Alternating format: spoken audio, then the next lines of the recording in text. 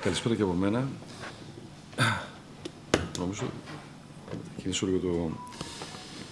Είναι κινούμενο αυτό. Είναι κινούμενο, ναι. Είναι κινούμενο, Ας πω τα καλά λόγια εξ αρχής. Το βιβλίο του αγαπητού Χρήστου Νούνη είναι ένα... Στο μικρόφωνο. Α, όχι αυτό. Α. Ναι, έτσι. Το βιβλίο του Χρήστου είναι εκπληκτικό, πολύ καλό.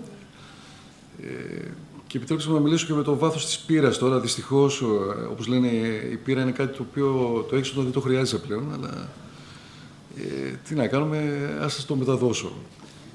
Ο Χρήστος έκανε ένα βιβλίο που έχει πάρα πολλές αρετές φυσικά, είναι διδακτικό, έχει ευρύθεια, είναι τεκμηριωμένο. Δεν είναι μόνο επαγγελματική ασφάλιση, έχει και την επαγγελματική και την κοινωνική ασφάλιση γενικά. Αλλά για να φτάσω το πόσο σημαντικό είναι το θέμα του που πραγματεύεται το βιβλίο, επιτρέψτε μου λίγο να κάνω λίγο ένα flashback που αφορά είναι και λίγο και η συμμετοχή μου στο ασφαλιστικό. Γιατί το ασφαλιστικό το βλέπουμε σαν momentum τώρα, το ασφαλιστικό σαν πρόβλημα είναι ένα διαρκές πρόβλημα. Από το 1990 που ήμουν νέος λέκτορας στη Θεσσαλονίκη και με είχαν καλέσει τότε πρώτη φορά στο ράδιο παρατηρητής και μιλούσα για το δημογραφικό. Και ζούμε στο 2024 και ξανακαλύπτουμε το πρόβλημα του δημογραφικού. Δηλαδή, τώρα η διαρκής κρίση, γιατί υπάρχει διακρίση, δεν είναι κάτι το οποίο ένας θεσμός ο οποίος κινδυνεύει. Είναι ένα πολύ σύνθετος μηχανισμός με πάρα πολλούς ανταγωνισμούς. Η μεγαλύτερη μηχανή αλληλεγγύης στην κοινωνία μας, σας διαβεβαιώ ως υπέρμαχος της κοινωνικής ασφάλισης, ιδιαίτερα της δημόσιας, ότι αν καταπέσει η κοινωνική ασφάλιση, το εργασιακό το οποίο έχει καταπέσει ήδη, αν καταπέσει η κοινωνική ασφάλιση, είναι το τελευταίο χειρό. Δηλαδή από εκεί πέρα οτιδήποτε θα είναι δυνατό πλέον, σαν κοινωνία. Επομένως πρέπει να την υπερασπιστούμε και νομίζω αυτό κάνουμε και αυτό θέλουμε. Επομένως, το 2002, όπως είπαν και οι προηγούμενοι ομιλητές, εμφανίστηκε ο νόμος ΡΕΠΑ, ο οποίος φυσικά ο ΡΕΠΑς δεν είχε η ενασχόληση μου ξεκινάει εμένα από τον Σιούφα και τον Σούρλα, δηλαδή πιο παλιά, αλλά τότε ακόμα ήμασταν στην αρχή της κρίσης και των λύσεων που προσπαθούσαμε να βρούμε. Ο νόμος αυτός μετέφερε μια οδηγία. Δηλαδή, δεν ξαφνικά βρέθηκε ένας νομοθέτης ο οποίος είπε ότι θα κάνουν ταμεία επαγγελματικής ασφάλισης. Αυτά δεν υπήρχαν. Δηλαδή, η όλη προσπάθεια είναι μια εκ των άνωθεν προσπάθεια εμφύτευσης του θεσμού αυτού. Θα μπορούσαμε να βρούμε κάποιες συγκίνησεις με τα ταμεία αλληλοβοήθειας. Τα ταμεία αλληλοβοήθειας στην Ελλάδα, γιατί το κίνημα της αλληλοβοήθειας είναι πάρα πολύ βαθύ. Ξεκινάει από τα σωματεία της Σύρου, δηλαδή τότε που είχαν και σκοπούς αλληλοβοηθητικούς στα ταμεία. Τα ταμεία αλληλοβοήθειας είναι και αυτό μια δύσκολη ιστορία, μετεξελίχθηκαν, βασανίστηκαν. Πάντως, το κοινό σημείο της αλληλοβοήθειας, γιατί και αυτό υπάρχει μέσα στα ΤΕΑ και στα ΤΕΑ, είναι η συμμετοχή του επαγγέλματος, η επαγγελματική αλληλεγγύη. Η επαγγελματική αλληλεγγύη είναι κάτι πολύ σημαντικό, την οποία ξεχνάμε. Δηλαδή, ίσως ο ΙΕΦΚΑ είναι διεπαγγελματική αλληλεγγύη. Τώρα μιλάμε για την επαγγελματική αλληλεγγύη και εδώ πέρα ίσως είμαι και λίγο αντίθετο στο Εθνικό Ταμείο. Αλλά θα φτάσω λίγο εκεί πέρα. Επομένως, το βιβλίο του Χρήστου Νούνη είναι μια ευκαιρία να μιλήσουμε για την κοινωνική ασφάλιση. Αφιερώνει πάρα πολλά στην αρχή για την κοινωνική ασφάλιση και σωστά το κάνει. Από το 2010 και με την προσπάθεια τότε με τον Λοβέρδο και τον Κουτρουμάνη που έγινε ο νόμος το 1863 και ήθελα να πω ότι μόλις έγινε ο νόμος αυτός το 2, κάναμε ένα συνέδριο τότε σαν εταιρεία εργατικού δικαίου που όλοι ήταν μουδιασμένοι, δηλαδή δεν ξέραν τα ταμεία επαγγελματικής ασφάλισης τι πράγμα είναι. Μόλις ακούγανε να φανταστείτε νομικό πρόσωπο ιδιωτικού δικαίου, λέγανε αυτό μοιάζει με ασφαλιστική εταιρεία. Δηλαδή υπήρχε δηλαδή κάπως, και συγγνώμη για τον πρόεδρο της ΓΕΣΕ, το έκαψε λίγο η ΓΕΣΕ τότε. Είδαμε ο Γιώργος Ρωμανιάς που ήμασταν, ο οποίος εντάξει, η συμβολή του είναι μεγάλη, αλλά σε αυτό μαζί με τον Ρομπόλη, λίγο κατήφθηνε τότε να αγκαλιάσουν αυτή τα ταμεία αυτά, γιατί κανένας δεν τα ήξερε ακόμα. Τα θεωρούσαν ότι τα ταυτίζανε με ασφαλιστικές εταιρείες κερδοσκοπικές. Το οποίο είναι άλλο πράγμα. Το είπε και ο πρόεδρος. Οι ασφαλιστικές εταιρείες είναι κερδοσκοπικές. Εδώ αυτό τονίζει και πολύ καλά ο Χρήστος. Τα ταμεία επαγγελματικής ασφάλισης δεν είναι κερδοσκοπικά. Άρα εδώ έχουμε να κάνουμε κάτι το οποίο είναι ένας τρίτος τομέας. Δεν είναι κράτος, αλλά δεν είναι και αγορά. Είναι ένας μεσαίος χώρος με πάρα πολύ μεγάλη παράδοση στη Δυτική Ευρώπη. Μιλάμε για χώρες όπως η Ολλανδία, όπου υπάρχουν πάρα πολλές επαγγελματικές συντάξεις. Εμείς δεν είχαμε την τύχη να έχουμε ένα συνδικαλιστικό, τότε μια επιλογή του συνδικαλιστικού κινήματος ήταν να μην τα προωθήσει, να μην συμμετάσχει. Και επίσης, όπως αναφέρει και στο βιβλίο του Χρήστος, υπήρχαν και πολλά πράγματα τα οποία λειτουργούσαν αντίθετα. Δηλαδή, είχαμε ένα γενναιόδωρο δημόσιο σύστημα, με, εντάξει, όχι 100% που γράφεις, αλλά γιατί και τότε οι συντάξεις γενικά δεν ήταν τόσο υψηλές, απλώς υπήρχαν κάποια ευγενή που λέγαμε ταμεία, τα οποία δίνανε και πάνω από 100. Επομένως, τότε δεν υπήρχε χώρος για την επαγγελματική ασφάλιση. Δεν υπήρχε καθόλου χώρος. Και δεν είχαμε καταλάβει και τι είναι. Και θυμάμαι στο συνέδριο αυτό, όλοι λέγαμε τι πράγμα είναι αυτό, είναι να το καταδικάσουμε ή να το επενέσουμε. Εγώ είχα υιοθετήσει την άποψη ότι δεν είναι ούτε ο άγγελος ούτε ο διάβολος. Δηλαδή, τα ταμεία αυτά είναι συνδικαλισμός, είναι εργαζόμενοι, είναι εργοδότες, γιατί χωρίς τους εργοδότες δεν γίνεται αυτό το πράγμα. Δηλαδή, με εισφορές μόνο των εργαζομένων δεν γίνεται να σχηματιστούν κεφάλαια. Και όπως τονίζει και ο Χρήστος, είναι ένα επαγγελματικό συμβόλαιο. Δηλαδή, προβάλλουμε την επαγγελματική αλληλεγγύη. Ξέρετε, η αλληλεγγύη είναι κάτι σε ομόκεντρους κύκλους. Όσο πιο μακριά πάμε, όσο μεγαλώνει ο κύκλος, τόσο πιο νιώθουμε ότι δεν συμμετέχουμε. Όσο πιο κοντά είναι, τόσο πιο είμαστε. Γι' αυτό είμαι στο εθνικό. Οι δικηγόροι μεταξύ μας είμαστε αλληλέγγυοι. Οι υπάλληλοι, οι αστυνομικοί, ξέρω εγώ, τα επαγγέλματα. Δηλαδή, η αλληλεγγύη, όσο ξεφεύγει και πάει σε εθνικό επίπεδο, τόσο λιγότερο θέλουμε να συμμετάσχουμε, τόσο συμπάσχουμε με τον άλλον. Αν όμως γυρίσουμε στο επάγγελμα, γιατί το επάγγελμα είναι κάτι το οποίο ξεχάστηκε σαν έννοια, μιλάμε για εργατικό δίκαιο, ενώ τα επαγγέλματα ήταν από το μεσαίωνα κάτι πολύ, δημιουργούσαν αυτές τις συντεχνίες και αυτή η επαγγελματική ασφάλιση στηρίζεται ακριβώς σε αυτή τη συνεννόηση, σε αυτή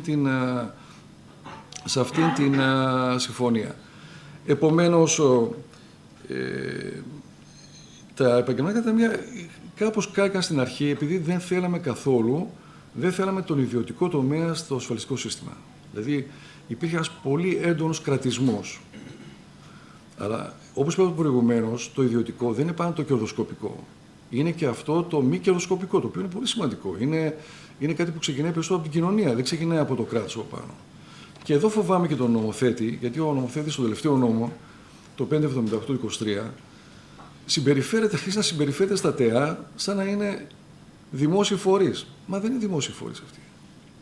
Εντάξει, ο νόμος έχει ένα πολύ σωστό κομμάτι της εποπτείας και των κανόνων επενδύσεων και όλα αυτά, τα γράφει όλα ο Χρήστος αυτά. Δηλαδή, η επαγγελματική ασφάλιση, στην επαγγελματική ασφάλιση αλλάζει ο ρόλος του κράτους. Το κράτος εδώ δεν είναι εγγυητής, δεν εγγυάται.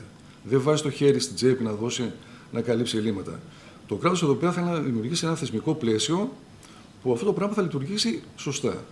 Σας θυμίζω εδώ μια υπόθεση που είχε απασχολήσει στα δικαστήρια, η ασπής πρόνοια τότε ασφάλεια ζωής, όπου ξαφνικά επειδή δεν υπήρχαν και κανόνες και είχε ρίξει κανόνι τότε, βρέθηκαν όλοι χωρίς τίποτα. Τους άφησε τελείως ξεκρέμαστος τους ασφαλισμένους. Επομένως, θα πρέπει το κράτος να δημιουργήσει το κατάλληλο θεσμικό πλαίσιο ώστε αυτά τα ταμεία να μπορέσουν να λειτουργήσουν. Τώρα, το βιβλίο μιλάει για τις αρετές της αποταμίευσης. Πολύ ωραίες αρετές. Πολύ μεγάλη αρετή που και να δημιουργήσει την κουλτούρα της αποταμίευσης. Πρέπει να δώσει όμως κίνητρα. Και φαντάζομαι ότι πέρασε μια εποχή στην Ελλάδα, γιατί η αποταμίευση τι είναι? Αποποιούμε την καταναλωτική δύναμη του σήμερα για το αύριο. Δηλαδή, μεταφέρω ένα μέρος αυτού που θα καταναλώσω, θα πάω να αγοράσω διάφορα πράγματα για το αύριο. Περάσαμε δυστυχώς σαν χώρα μια περίοδο άκρα του καταναλωτισμού, όπου νομίζαμε ότι όλα είναι εύκολα, ότι όλα αγοράζονται, δημιουργούσαμε μια κουλτούρα στον ασφαλισμένο, στο μελλοντικό συνταξιούχο, ότι θα εξαρτηθεί από μια δημόσια σύνταξη. Αυτό τέλειωσε. Δεν υπάρχει. Δηλαδή, αυτό που λέω στους φοιτητές μου είναι. Γιατί το ασφαλιστικό δεν είναι μόνο νόμοι. Εντάξει, νόμους έχουμε πάρα πολλούς και ξέρουμε πώς εφαρμόζονται. Το ασφαλιστικό είναι νοοτροπία. Πώς θα φτιάξει τους νέους στη νέα συνταξιοδοτική νοοτροπία. Και αυτό σιγά σιγά μπαίνει σε μια τάξη. Μπαίνει δηλαδή ότι δεν θα εξαρτηθούμε μόνο από μια δημόσια σύνταξη, η οποία το κράτος άλλο δεν θα μπορεί, γιατί η συντάξη είναι οικονομία. Άμα η οικονομία δεν πάει καλά, δεν μπορεί να δώσει συντάξη. Αυτό είναι κοινό μυστικό. Είναι η ένσταση του μενίπου, δηλαδή ο κανλάβης παρά του μη έχοντος. Δεν μπορεί το κράτος να πληρώνει συνέχεια, γιατί δημιουργεί αλυσιδωτό δημόσιο χρέος κλπ. Επομένως, δημιουργείται η κουλτούρα, και αυτό που συμβάλλουν τα ΤΕΑ, ότι εδώ θα έχουμε και αποταμίευση, μια αποποίηση της σημερινής κατανάλωσης για το δοτήριο, κάτι που θα βοηθήσει, όπως επανειλημμένα τονίζει το βιβλίο, και στην εθνική οικονομία. Και επίσης, μάλιστα, λέει και κάπου, έχει πολύ ωραία νούμερα, τι θα κερδίζαμε αν το είχαμε καλλιεργήσει αυτό. Επομένως, η αποταμίευση είναι πολύ βασικό για η βάση της επαγγελματικής αλληλεγγύης. Τα ταμεία αυτά θέλουν ένα αυστηρό πλαίσιο, γιατί ουσιαστικά πρόκειται για έναν καπιταλιστικό κολεκτιβισμό, δηλαδή με την έννοια ότι για κοινωνικούς λόγους παίζω με τους όρους αγοράς. Δηλαδή, έχω κεφάλαια, αγοράζω μετοχές, δηλαδή είμαι στιγνός καπιταλιστής. Εντάξει, αυτά ίσως ακούγονται λίγο παράτερα. Είμαι στιγνός καπιταλιστής, όχι όμως για να διανύμω κέρδη στους εταίρους, αλλά για να κάνω καλύτερη τη ζωή των μελών του ταμείου. Δηλαδή, βλέπετε ότι ακόμα δεν νομίζω, σαν κοινωνία δεν καταλάβαμε, και αυτό βοηθάει το βιβλίο. Και όλη η προσπάθεια, γιατί δεν είναι το βιβλίο μόνο, είναι όλη η δράση του Χρήστου, που νομίζω ότι του οφείλει πολλά η επαγγελματική ασφάλιση. Δηλαδή, ο καθημερινός του αγώνας με τα ταμεία, να πολεμήσουμε, να τα προωθήσουμε κλπ. Γι' αυτό σας λέω ότι δεν είναι ένα απλό βιβλίο, είναι ένα εγκόμιο. Ένας οδοδείκτης, και επομένως τώρα μπαίνει το θέμα, η σχέση. Μάθαμε πλέον ότι το επόμενο συνταξιοδοτικό σύστημα δεν θα είναι ένα σύστημα που θα είναι μόνο δημόσιο, μόνο κράτος. Και αυτά που λέω δεν είναι συνταγές όλου του παγκόσμιας. Δηλαδή, εδώ δεν υπάρχουν εθνικές συνταγές. Ακόμα και ο Γάλλος και ο Σλοβαίνος και ο Πολωνός προσπαθούν να μάθουν τι γίνεται. Είναι ένα σύστημα που θα παίξει ρόλο και ο ιδιωτικός τομέας. Εδώ όμως θα είναι διακριτή η ρόλη. Ο ρόλος του δεύτερου πυλώνα είναι ιδιωτικό, μη κερδοσκοπικό, και θα πρέπει να διαφοροποιηθεί. Και εδώ πάλι το βιβλίο έχει απόλυτο δίκαιο από τον τρίτο πυλώνα, τα ομαδικά ασφαλιστήρια, τα οποία τα εξισώνει ο νόμος ο τελευταίος, τα εξομοιώνει και δημιουργεί μια σύγχυση εκεί πέρα. Και ας μην έχουμε τώρα και αυταπάτες, οι ασφαλιστικές εταιρείες αυτό που θέλουν είναι να χρησιμοποιήσουν τα ταμεία επαγγελματικής ασφάλισης ως δούριο ύπο για να πάρουν ασφαλισμένους. Αυτό είναι κοινό μυστικό. Γι' αυτό πολύ ενδιαφέρον. Ενώ ο ρόλος τους είναι εντελώς διαφορετικός, έχουν ρόλο να παίξουν, αλλά δεν είναι ο ρόλος του δεύτερου πυλώνα. Επίσης, τονίζω το θέμα του δημογραφικού, ένα πολύ μεγάλο ζήτημα. Είχαμε το δημόσιο χρέος τα προηγούμενα χρόνια, τώρα θα έχουμε το δημογραφικό. Ό,τι γίνει στην κοινωνική ασφάλιση θα γίνει εν ώψη του δημογραφικού. Εγώ το μόνο είμαστε γνώστες του προβλήματος. Απλώς, εγώ θα έλεγα να βάλω μια προσωπική νότα. Το δημογραφικό μας κάνει να σκεφτούμε για πολλά πράγματα, όχι μόνο για τις γεννήσεις κλπ. Θα πρέπει να αναθεωρήσουμε τον τρόπο που είναι η εργασία, τη μετανάστευση, όλα αυτά, πρέπει να τα χειριστούμε αυτά τα πράγματα. Δεν είναι ένα απλό θέμα το δημογραφικό. Και είχα κρατήσει και ένα απόσπασμα να πω ότι δεν το διαβάζω όλο, ως παρακαταθήκη του Χρήστου για την επαγγελματική ασφάλιση, που είναι ένα δοκιμασμένο εργαλείο που μπορεί να βοηθήσει σε όλους.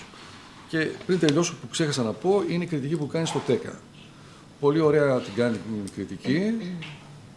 Νομίζω είναι ένα παρακυδευμένο εγχείρημα αυτό που έκανε ο νομοθέτης του 2021 με το ΤΕΚΑ.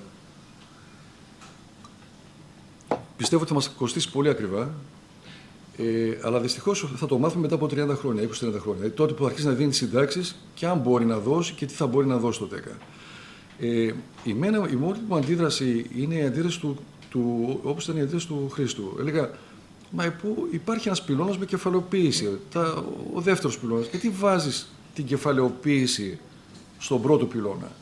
Και εφόσον τη βάζεις, γιατί η συνταγή είναι κάνουμε ένα mixed grill, δηλαδή παίρνουμε στοιχεία από το ελληνικό σύστημα, έχει τα πάντα όπως και όλα τα συστήματα. Έχουν δηλαδή διανεμητικά συστήματα, νοητή κεφαλαιοποίηση. Και σου λέει, βάζω το σουηδικό μοντέλο. Αλλά οι Σουηδοί δεν βάζουν εισφορές στις τάξεις του 2% που βάζει με το ΤΕΚΑ. Βάζουν πολύ λιγότερο. Δηλαδή έχουν ένα πολύ πολύπλοκο σύστημα, το οποίο δεν. Εντάξει, το δοκιμάζουν. Και θα λέγαμε σε μια υγιή χρηματαγορά θα μπορούσε να αποφέρει και αυτό κάτι, να εισφέρει. Νομίζω ότι το ΤΕΚΑ είναι κάτι το οποίο και αυτό μπλοκάρει λίγο την ανάπτυξη του δεύτερου πυλώνα. Φυσικά το μεγάλο πρόβλημα είναι το ξεκαθάρισμα των ρόλων ανάμεσα στο δεύτερο και στον τρίτο πυλώνα.